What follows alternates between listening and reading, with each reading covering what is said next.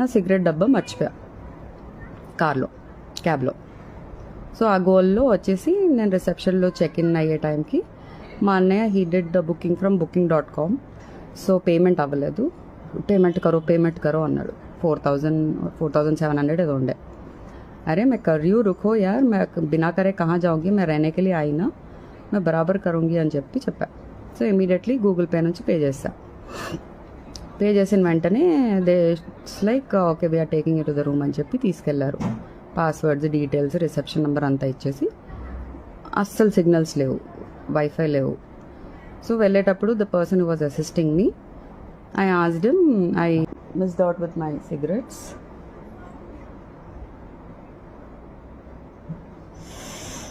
అప్పా. So can any of you guys, మీకు bikes ఉంటాయి కదా, మీరు వెళ్ళి తీసుకొస్తారా? I'm here for a night, so I need smokes, it's very cold అని చెప్పా.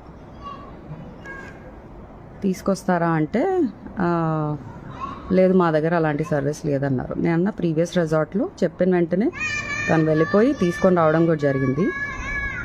సో వై నాట్ అని చెప్పా. పోనీ నాకు సిగ్నల్స్ లేవు, మీరు క్యాబ్ బుక్ చేస్తారంటే నేనే వెళ్తా అన్నా, without even going in side the room.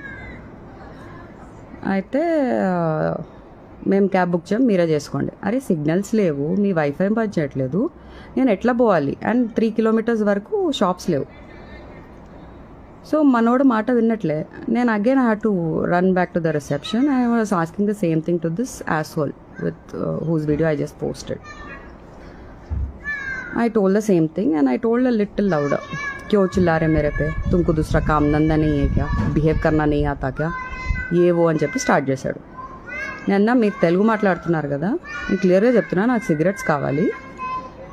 నా ఇంకో పర్సన్ వల్ల I had to miss it out in the cab. So if you can help me get a cab or if you guys can go and get it అంటే no, is not listening. Then I shouted at him. मैं बोली ये क्या service दे रहे हो, तुम पैसे के पीछे पड़े मेरे को, तुम इतना भी सर्विस नहीं दे. No alcohol served in the resort. Crazy, one more crazy thing.